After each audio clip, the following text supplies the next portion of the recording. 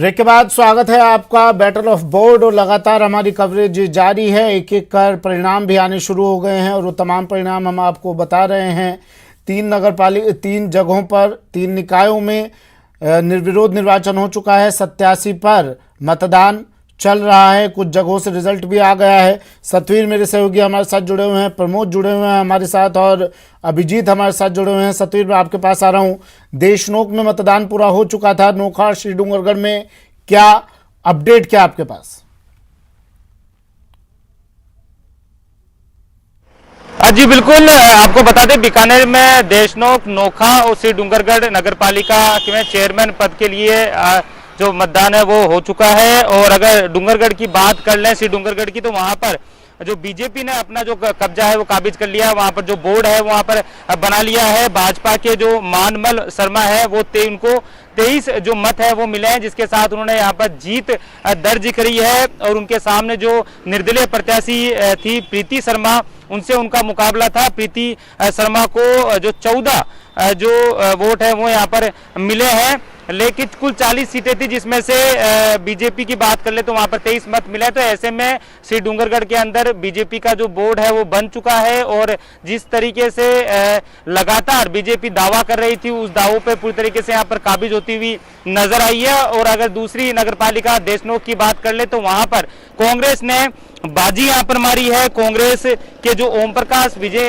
यहाँ पर हुए हैं वो चेयरमैन पद के लिए खड़े हुए थे और यहाँ पर जीत हासिल करी है। कांग्रेस को जहाँ 15 जो मत है वो यहाँ पर मिले हैं, तो बीजेपी को 10 मत यहाँ पर मिले हैं। कुल अगर मतों की बात करें तो जो 25 मत यहाँ पर थे, जिसमें से 15 पर कांग्रेस ने काबिज होकर यहाँ पर देशनोक के अंदर बोर्ड बना लिया है। तो अगर नोखा की बात कर लें, नोखा के अंदर मतगणना शुरू हो चुकी है। जो 45 मत थे वो पूरे यहाँ पर गिर चुके हैं। लेकिन अगर प्रथम दृष्टया की बात कर लें तो विकास मंच यहाँ पर आगे नजर आ रहा है। विकास मंच के जो चेयरमैन पद के दावेदार हैं नारायण झंवर, उन्होंने पूरी ताकत झोंकी थी और वही अभी यहाँ पर आगे निकलते हुए नजर आ रहे हैं। ऐसे में माना जा सकता है कि नोखा के अंदर विकास मंच अपना बोर्ड बना सकता है, क्योंकि वहाँ उन्होंने 28 जो पार्षद यहाँ पर उनके जीते थे और उन्होंने पूरी तरीके से बाड़ेबंदी की थी और उसी के साथ में वो धीरे एक साथ यहाँ पर अपने जो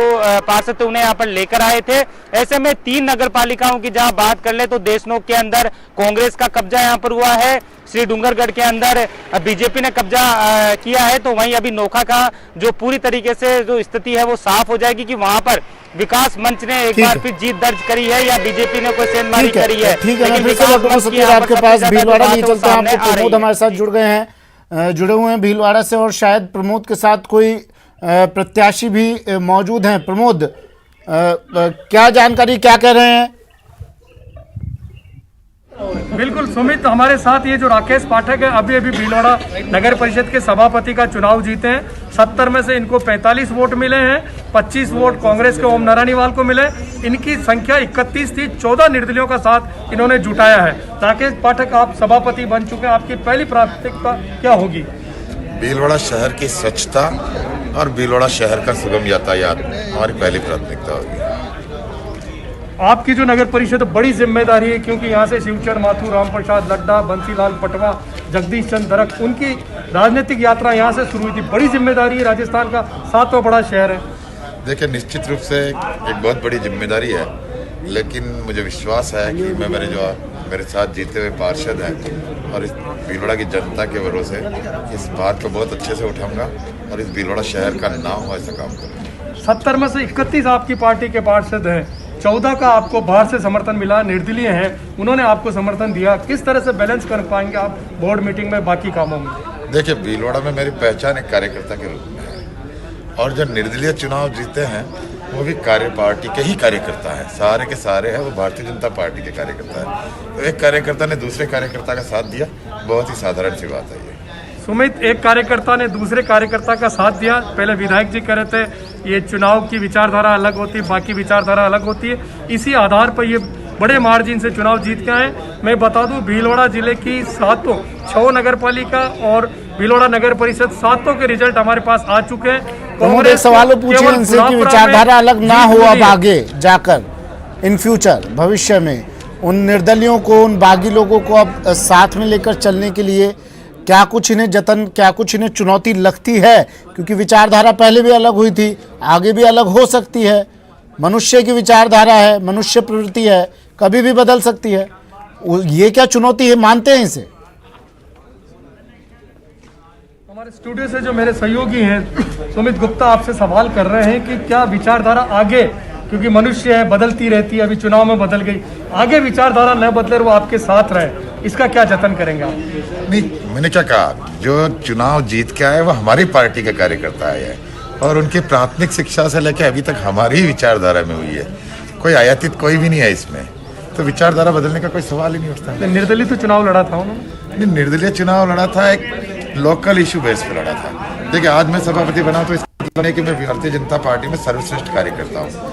मेरे समकक्ष या मेरे से बड़े कार्यकर्ता भी और कोई हो सकते हैं जो इस पद के लिए है, तो इससे संतुष्ट होकर कोई लड़ सकता है। इसका मतलब ये थोड़ा ना कि उसकी विचारधारा बदल गई। सुमित, बड़ी बात कही है नवनिर्वाचित सभापति ने कि मैं सर्वश्रेष्ठ कार्यकर्ता नहीं हूँ। अगर ये ये नहीं पालेंगे 5 साल, तो हो सकता है ये बहुत अच्छे सभापति भिलौरा नगर परिषद में साबित हो। चलिए, जो बात ये अभी कह रहे हैं, साथ हैं इनके, ये अच्छे तरह से नगर का, सुमित, मैं हमारे दर्शकों को बाकी नगर पालिका, मैं फिर से लौटूंगा आपके पास। प्रमोद, फिर से आ रहा हूँ मैं आपके पास। चूरू लिए चलते हैं। मनोज मेरे सहयोगी चूरू से जुड़े हुए हैं। मनोज, क्या चल रहा है चूरू में? परिणाम आया कुछ या वोटिंग अभी जारी है?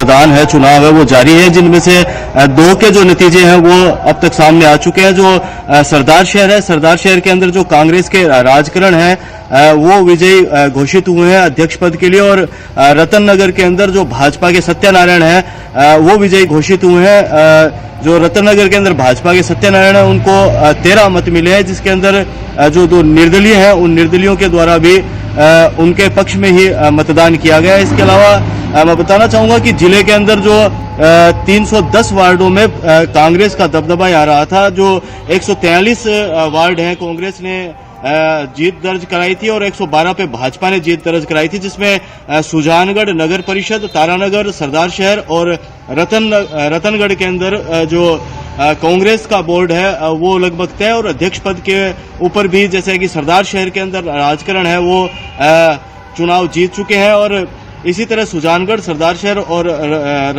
रतनगढ़ और तारानगर के अंदर भी अध्यक्ष पद के लिए कांग्रेस के ही अध्यक्ष बनने लगभग तय हैं। लेकिन जो बीदासर, राजलदेसर और छापर पालिका है वहां पे जो निर्दलीय है, निर्दलीय के हाथ में बाजी है, क्योंकि यहाँ स्पष्ट बहुमत है वो नहीं कहा जा सकता दोनों ही पार्टी पे। जी, आगे बढ़ती हुई कौन सी, अगर लब्बल हो आप बात करें मनोज, आगे बढ़ती हुई कौन सी पार्टी नजर आ रही है, या यहाँ भी सत्ता की चाबी निर्दलियों के हाथ में? आपको लगता है ऐसा कि यहाँ भी निर्दलीय एक अहम फैक्टर बनने जा रहे हैं? सुमित जी, यहाँ 8 जो निकाय है, 8 निकाय के अंदर चुनाव हुए थे। अध्यक्ष पद के लिए अभी मतदान चल रहा है। जैसा कि मैंने बताया कि सुजानगढ़, तारानगर, सरदार शहर और रतनगढ़ है, यहाँ पे कांग्रेस का बोर्ड लगभग तय है, क्योंकि जो बहुमत है पार्षदों का वो यहाँ स्पष्ट बहुमत है वो कांग्रेस का है। और जो रतननगर है, रतननगर में जो भाजपा से अध्यक्ष है वो जीत चुके हैं, उनको शपथ भी दिलाई जा चुकी है, तो कांग्रेस का है। ठीक है, सीकर लिए चलते हैं। आप अशोक मेरे सहयोगी सीकर से हमारे साथ जुड़े हुए हैं। अशोक, सीकर की क्या तस्वीर पेश कर रहे हैं आप, क्या तस्वीर रख रहे हैं दर्शकों के सामने? देखिए सुमित, मैं आपको बताऊं कि सीकर में 7 नगर पालिकाओं में चुनाव हुए थे और सातों की सातों नगर पालिकाओं के जो परिणाम है वो आ चुके हैं। कांग्रेस की सीकर जिले में बल्ले बल्ले हुई है। 7 में से 6 नगर पालिकाओं के अंदर जो है कांग्रेस अपना अध्यक्ष बनाने में सफल हुई है। एक भाजपा को केवल एक श्रीमाधोपुर में संतोष करना पड़ा है। श्रीमाधोपुर की जो बोर्ड है वो बीजेपी का बना है। बाकी 6 के 6 नगर पालिकाओं में कांग्रेस ने अपने अध्यक्ष बनाने में सफल हुई है। भाजपा को झटका लगाया यहाँ तो अशोक, जबरदस्त। भाजपा तो बहुत उत्साहित नजर आ रही थी, लेकिन यहाँ इतनी पिछड़ती हुई कैसे नजर आई? बिल्कुल, मैं आपको बताऊं कि श्रीमाधोपुर में भी जो अध्यक्ष बीजेपी ने बनाए हैं उनको नामांकन के एन दिन कांग्रेस से शामिल किया गया था। हरिनारायण महंत वहां पे अध्यक्ष बने हैं और हरिनारायण महंत श्रीमाधोपुर में एक वरिष्ठ कांग्रेसी नेता रहे हैं, लेकिन इस बार जो है नगरपालिका चुनाव में टिकट वितरण में जो उनकी उपेक्षा की गई, जिसके बाद उन्होंने निर्दलीय का चुनाव लड़ा और बाद में उन्होंने ठीक अध्यक्ष पद के चुनाव से पहले भाजपा का दामन थाम लिया। तो कांग्रेस का एक निर्दलीय प्रत्याशी के समर्थन से जो है भाजपा वहां पे वोट बनाने में कामयाब हो गई, लेकिन जो बाकी की 6 नगरपालिकाएं थी जिसमें रामगढ़ शेखावाटी, फतेहपुर शेखावाटी और स्वयं जो पीसीसी चीफ हैं गोविंद डोटासरा, उनका नगरपालिका क्षेत्र जो आता है लक्ष्मणगढ़ वो था, लोसल था, इसके अलावा रिंगस और खंडेला, इन सभी जो 6 नगरपालिकाएं रही हैं इनमें कांग्रेस अपना वोट बनाने में जो है सफल रही है। यहाँ पर निर्दलियों का कुछ भूमिका कुछ नजर आती है आपको, क्योंकि अब तो कांग्रेस पूरा किला फतेह कर चुकी है लगभग। बिल्कुल, निर्दलीय जो थे, क्योंकि जो जब चुनाव हुए थे, चुनाव परिणाम आए थे तो सीकर जिले में किसी भी भाजपा और कांग्रेस को किसी भी नगरपालिका में पूर्ण बहुमत नहीं मिला था। सातों की सातों जो नगरपालिका थी उनकी चाबी निर्दलीय के हाथ में थी, लेकिन अब जो निर्दलीय जो कांग्रेस के साथ गए हैं तो इससे बिल्कुल क्लियर हो गया कि निर्दलीय में जो है सत्ता का दमन अजमेर से अजमेर नगर निगम चुनाव, बड़ी खबर टीवी स्क्रीन पर। मेयर पद के लिए वोटिंग पूरी हो चुकी है, सभी 80 पार्षद मतदान कर चुके हैं। वोटों की गिनती का काम अब शुरू हो चुका है। समय से पहले 2 बजे तक का वक्त था हालांकि, लेकिन 2 बजे से पहले वोटिंग पूरी हो गई मेयर पद के लिए और अब वोटिंग काउंटिंग का काम शुरू हो चुका है। सभी 80 पार्षद मतदान कर चुके हैं। मतलब अगर माना जाए तो तकरीबन 15 से 20 मिनट में, 20 से 25 मिनट में अब रिजल्ट भी सामने आ जाएगा। काउंटिंग शुरू हो चुकी है। 80 पार्षदों के मतदान में ज़्यादा वक्त लगेगा नहीं, काउंटिंग में ज़्यादा वक्त लगेगा नहीं। वोटों की गिनती का काम शुरू, मेयर पद के लिए वोटिंग पूरी। बड़ी खबर अजमेर से।